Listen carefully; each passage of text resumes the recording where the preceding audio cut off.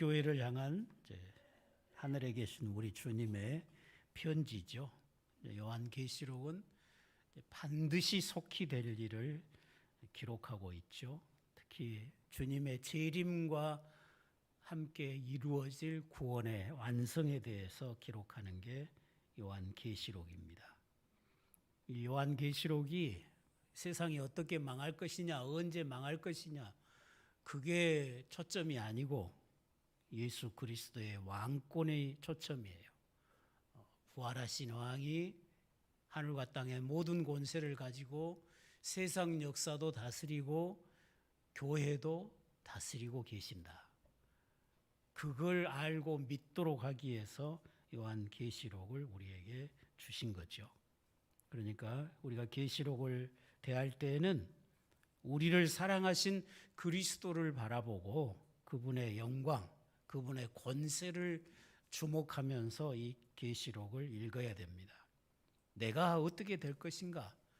그것보다는 내가 어떻게 살아야 다시 오실 주님 앞에 부끄러움 없이 살 것인가? 주님 다시 오셔서 심판하실 때 멸망당하지 않고 영광을 얻는 그런 삶이 될 것인가? 거기에다가 늘 강조점을 두고 우리가 신앙생활을 해야 될 것입니다. 당시에 소아시아에 있는 교회들이 로마의 정권 아래서 많은 환난과 핍박을 당하면서 고통 중에 있었던 거죠. 그래서 그런 교회로 하여금 낙심하지 않고 위로받고 세임을 얻도록 하기 위해서 하나님께서 주님께서 사도 요한에게 하늘 문을 열어주시고 주님이 지금도 살아계셔서 교회와 함께 하시고 교회를 지키고 계시고 마침내 교회를 승리케 하실 것이니 믿음을 지켜라. 핍박과 환난과 시험과 고난을 잘 이겨라. 참고 견디면 그 영광에 참여할 것이다. 반드시 교회가 승리한다. 그런 것을 보여주는 것이 계시록입니다. 그래서 계시록은 교회의 머리 되신 그리스도와 그리스도의 백성인 교회가 사탄과 싸우죠. 적그리스도, 거짓 사도들, 이단 이런 것과 싸워서 승리해야 함을 보여주고 있는 것입니다. 특히 1장에서 3장은 7 교회에 대한 말씀이죠.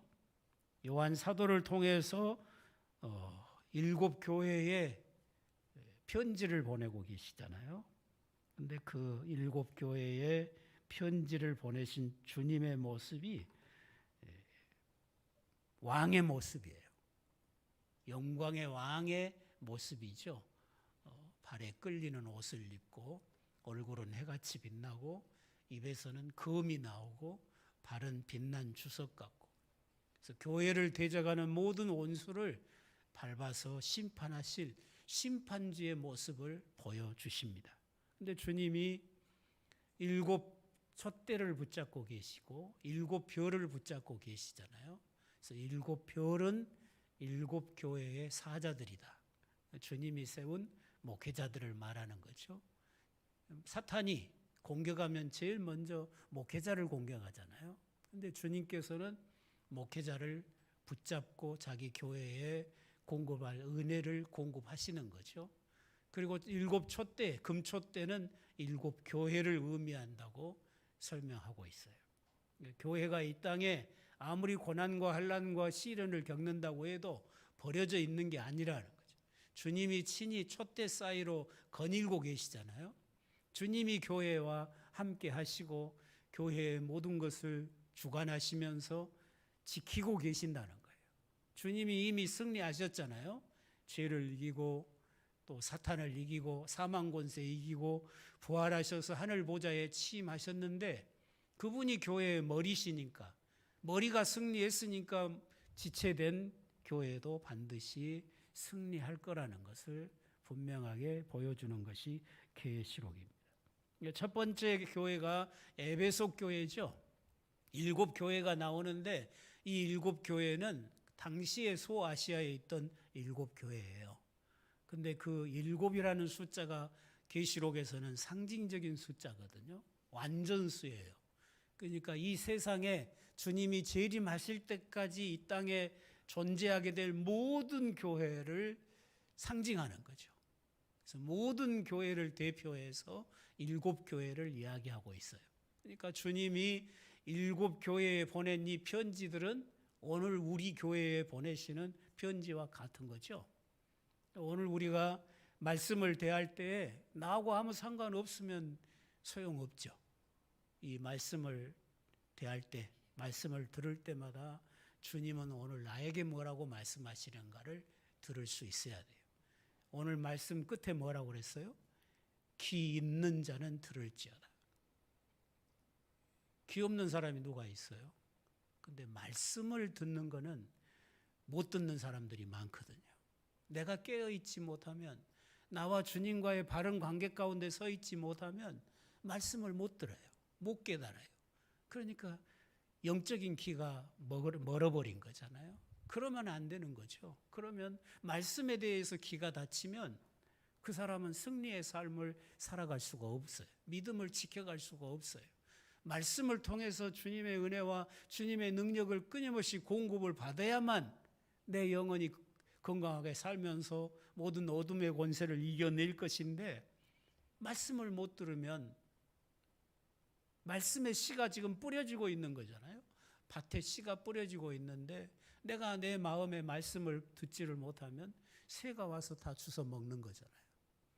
그러니까 귀 있는 자는 들을지어다. 오늘 에베소 교회를 향해서 보내신 주님의 편지지만 주님이 나에게 주시는 메시지라고 믿고 오늘 주님이 여러분에게 하시는 말씀을 들을 수 있기를 바랍니다. 여러분이 오늘 설교를 통해서 주님의 말씀을 들을 수 있는 귀가 열려 있는 그런 성도가 되시기를 바랍니다. 이 에베소 교회는 바울이 3차 전도 여행 때에 그 에베소 지역에서 3년을 머물렀어요. 그러니까 어느 곳에보다도 오래 머물렀죠. 데살로니가 교회 같은 경우는 겨우 3주 있었어요. 3주 머물고 핍박 때문에 다른 데로 옮겨가야 했어요. 근데 에베소에서는 3년을 머물렀어요.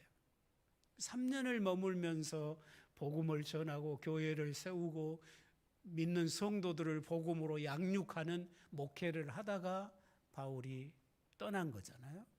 그리고 이제 3년 제3차 전도여행을 마치고 예루살렘으로 돌아오면서 바울이 에베소 교회를 들리고 싶은데 들릴 시간이 안 되는 거예요. 그러니까 바울이 지나가는 바닷가 밀리도라고 하는 그 항구로 에베소 교회 장로들을 부르죠.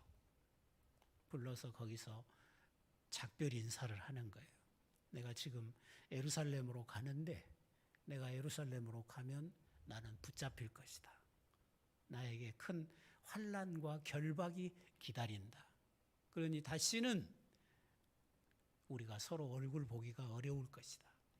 내가 그동안에 오고 가면서 너희들에게 하나님의 말씀을 공급하고 많은 것을 권면했는데 그 권면을 잘 지켜라. 그리고 양떼를 잘 돌봐라.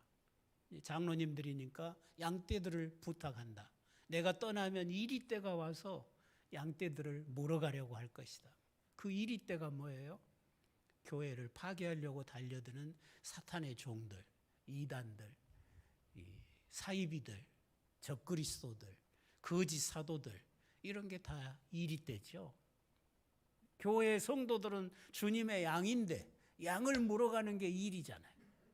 그 이리떼가 내가 떠난 다음에 교회에 분명히 들어와서 양떼들을 물어갈 것이니까 너희들이 양떼를 잘 돌아보라고 그렇게 말씀하면서 양무리들의 본이 되거라. 장로님들은 모든 성도들 앞에 신앙의 본이 되어야 된다. 그리고 약한 성도들을 도와라. 약한 성도들을 돕는 그런 장로님이 되어라. 그리고 돕되 주님이 말씀하시기를 주는 자가 받는 자보다 복이 있다고 했다. 그러니 장로님들은 교회 안에서 약한 자를 돌보고 주는 자가 되도록 해라. 이런 여러 권면들을 하고 있어요. 그리고는 이제 헤어져서 예루살렘으로 가서 예루살렘에서 체포가 되죠. 체포가 돼서 제수의 몸이 됐어요. 그리고는 로마에까지 후송이 된 거죠. 로마 황제의 재판을 받기 위해서 로마에까지 후송이 됐어요. 그리고는 로마 황제를 지키는 시대의 감옥이 있는데 그 시대의 감옥에 갇힌 거예요. 그 감옥에서 보낸 에베소로 교회를 향해서 보낸 편지가 에베소서예요. 여기 계시록에 나오는 에베소에 관한 편지는 바울이 보낸 편지가 아니죠. 주님이, 하늘에 계신 주님이 직접 사도 요한을 통해서 에베소를 향해서 주는 메시지예요. 주님이 이 편지를 발송하신 분이 주님이셔요. 그리고 수신자는 에베소 교회 성도인 거죠. 더 넓게는 오늘 우리들에게도 이 말씀을 주고 계신다는 거예요. 에베소 교회의 사자에게 편지해라. 오른손에 일곱 뼈를 붙잡고 일곱 근초대 사이를 거니시니가 이르시되. 에베소 교회를 향해서 주님이 편지를 쓰면서 자신을 소개하기를 오른손에 일곱 뼈를 붙잡고 일곱 촛대 사이를 거니시는 분이다. 1장에서 계시록 1장에서 보여준 모습이에요. 주님은 교회에 편지를 보내면서 교회에다가 자기를 소개할 때도 그 교회의 사정과 딱 맞게 소개를 하시는 것을 보게 됩니다. 아무리 이리때가 설친다고 할지라도 오른손에 일곱 뼈를 붙잡고 일곱 금촛대 사이를 거니시는 만왕의 왕께서 교회의 사자들과 성도들을 지킬 것이라는 거예요.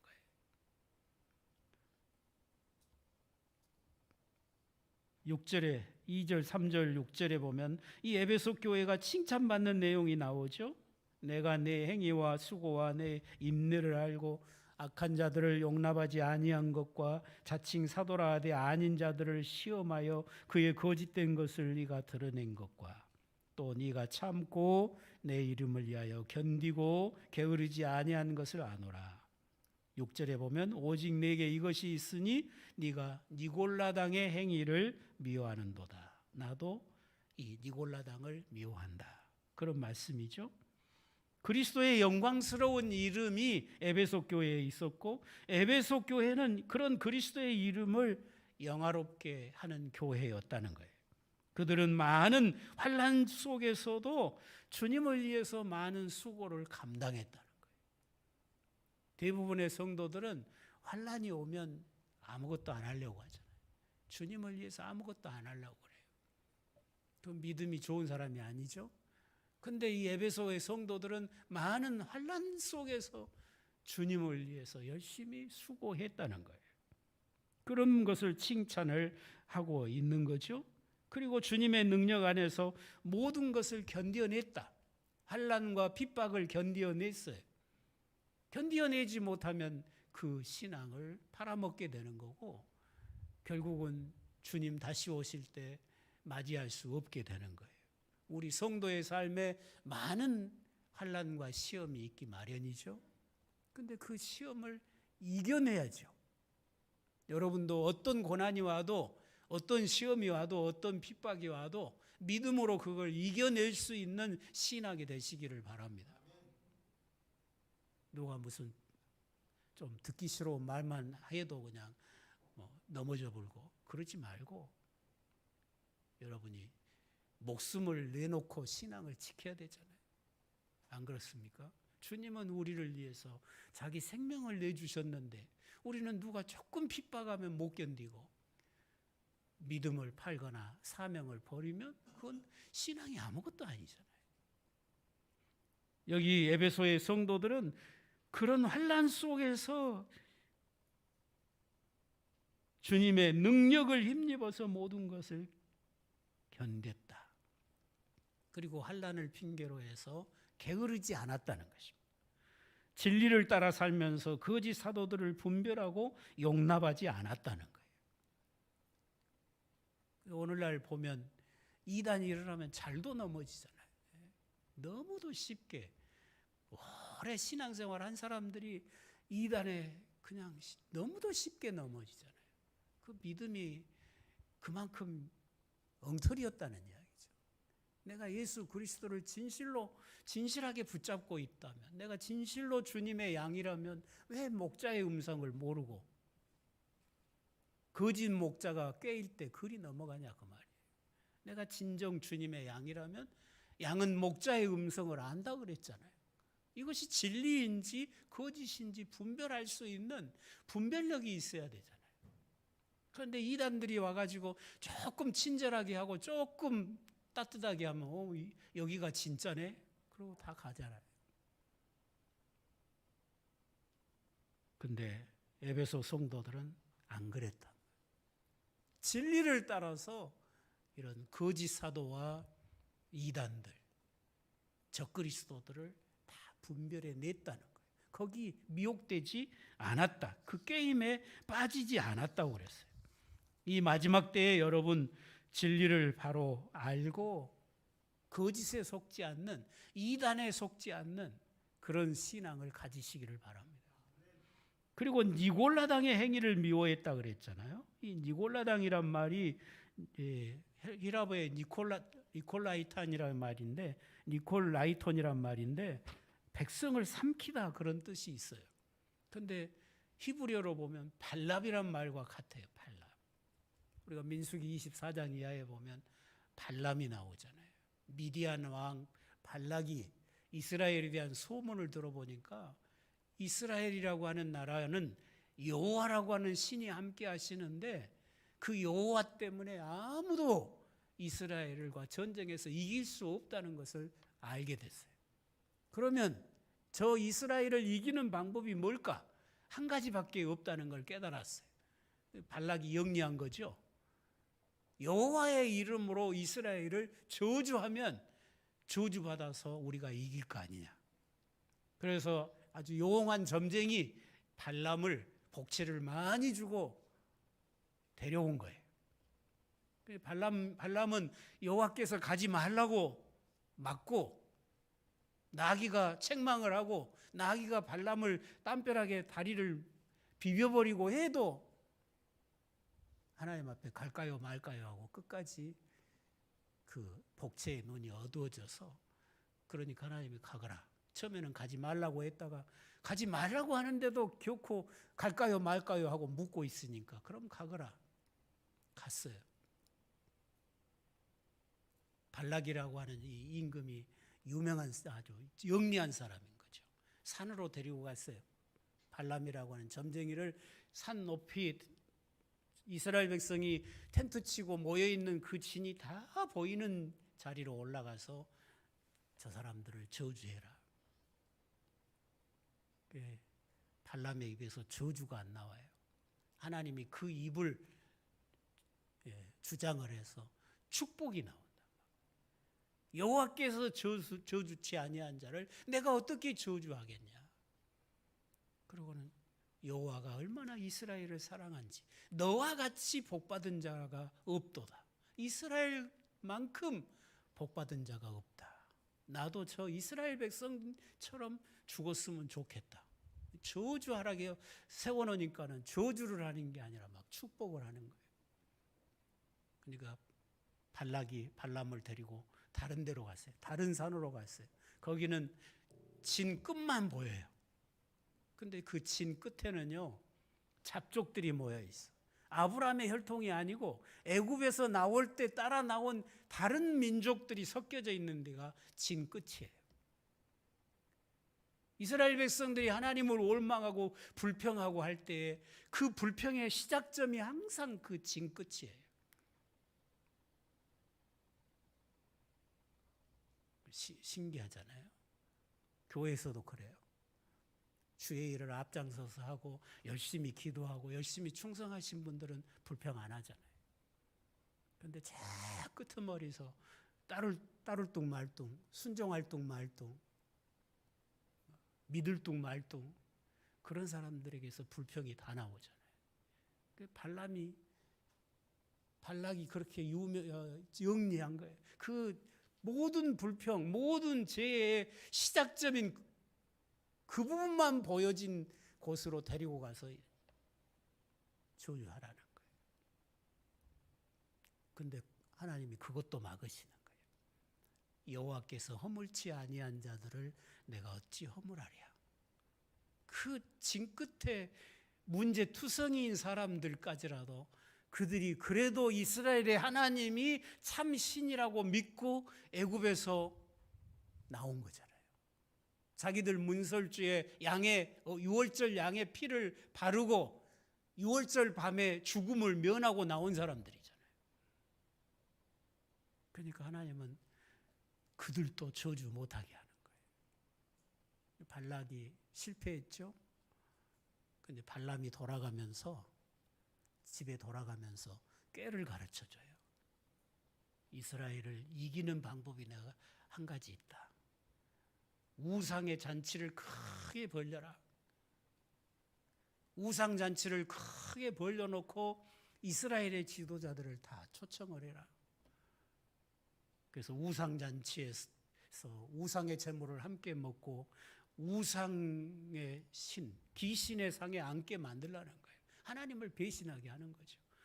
술을 먹여서 술이 취하게 하고 우상 잔치에서 술 먹여놓고 취한 다음에 이방 여인들 다 들여보내서 음행하게 만들라는 거예요. 하나님 배신하게 만들고 음행의 죄를 범하게 만들고 그렇게 하라는 거예요. 그대로 했어요. 이스라엘의 지도자 1000명이 초청을 받았는데 이 1000명이 다 우상잔치에 참여해서 우상의 제물을 함께 먹고 음행에 빠진 거죠. 하나님이 진노하셨죠. 그 1000명은 전부 목매달아 죽였어요. 지도자 1000명을. 그리고 23,000명을 하나님이 전염병으로 치셨어요.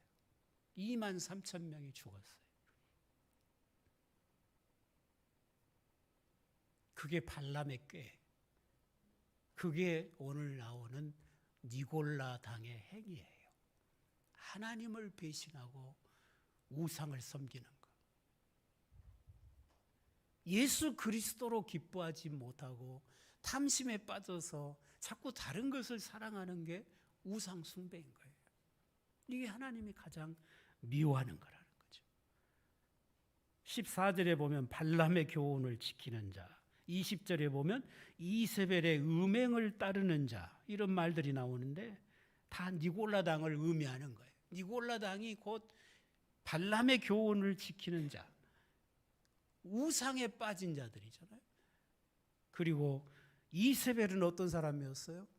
이스라엘의 아합 왕의 부인이었죠. 이방 여인이에요. 아합의 부인이 되어서 왕비가 된 다음에 이스라엘 백성들을 전부 핍박해가지고 여호와를 버리고 모든 이스라엘 백성이 바알신, 우상을 섬기게 만든 여자가 이 이세벨이에요. 이세벨의 그 핍박과 꾀에 빠져서 온 북쪽 이스라엘이 다 바알에게 무릎 꿇은 거예요. 그런데 에베소 성도들은 이런 니골라당의 교훈이나 이세벨의 게임에 안 빠졌다는 거예요. 우상에 빠지지 않았어요.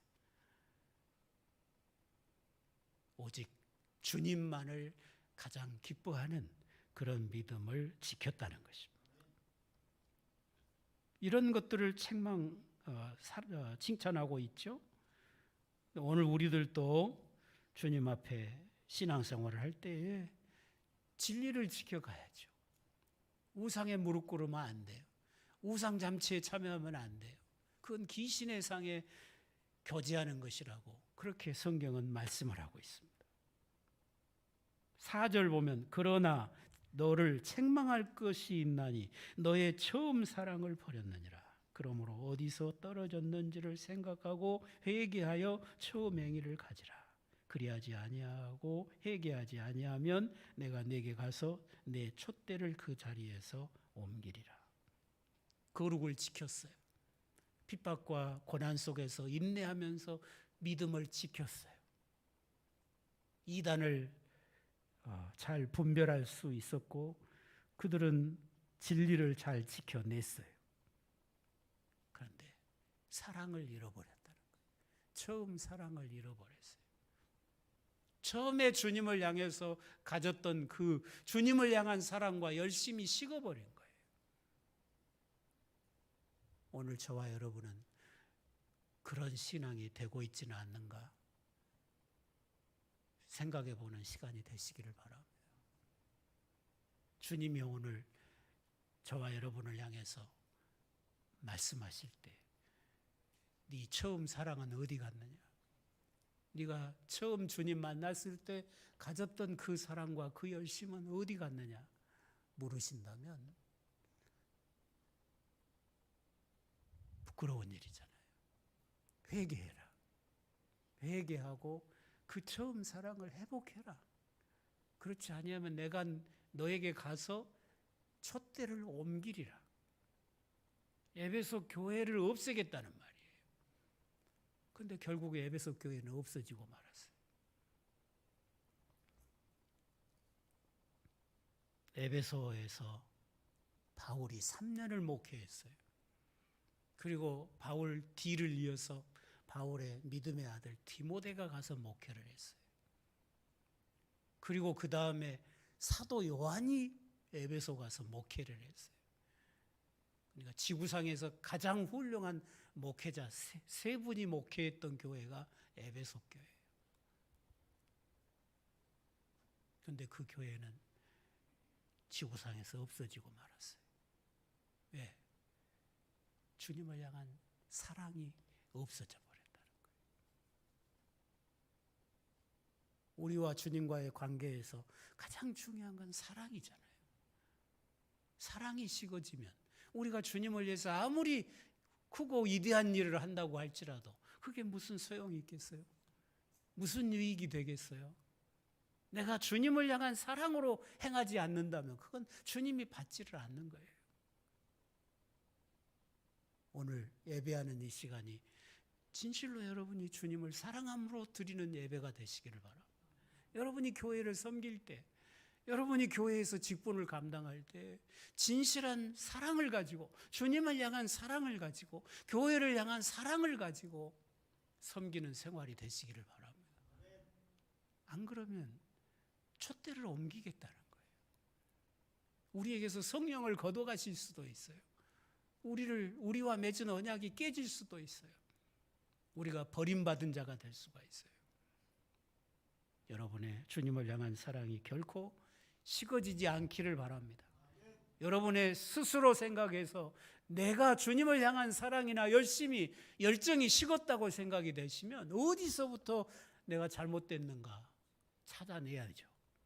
그리고 회개해야 합니다. 회개하고 그 처음 사랑을 회복하는 여러분이 되시기를 바랍니다. 디모데 후서 3장을 보면 말세에 고통하는 때가 이른다. 그때 사람들이 자기를 사랑한다.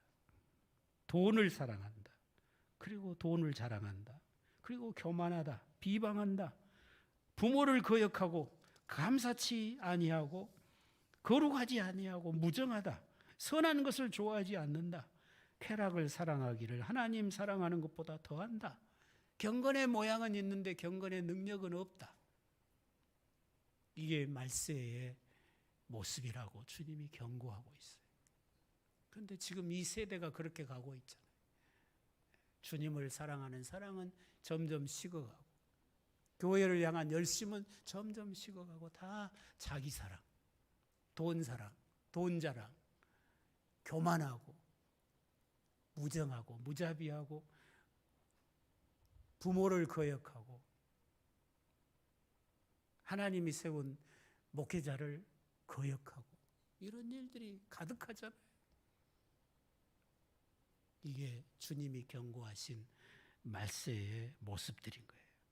오늘 저나 여러분의 모습이 이런 모습이 되지 않도록 정신을 차리고 깨어 기도하면서 주님을 향한 사랑이 결코 식어지지 아니하도록 점점 더 주님을 열심히 더 많이 사랑해야 내가 성장한다고 그랬죠. 내가 변화된다고 그랬죠. 사랑이 커져야 성장하는 거예요. 사랑이 커져야 변화되는 거예요. 그 사랑이 식어지면 점점 추해지는 거죠. 주님을 향한 여러분의 사랑이 식어지지 않고 줄어들지 않고 점점 더 풍성해지는, 그래서 더 변화되고 성장하는 그런 모습, 주님 오실 때에 착하고 충성된 자의 모습으로 주님을 맞이할 수 있는 여러분이 되도록 믿음을 잘 지켜가시기를 바랍니다. 기 있는 자는 성령이 교회들에게 하시는 말씀을 들을지어다. 오늘 이 시간에 성령께서 여러분에게 하신 말씀을 들을 수 있는 심령이 되시고, 듣지 못한 분이 한 심령도 없기를 주의 이름으로 부탁을 드립니다.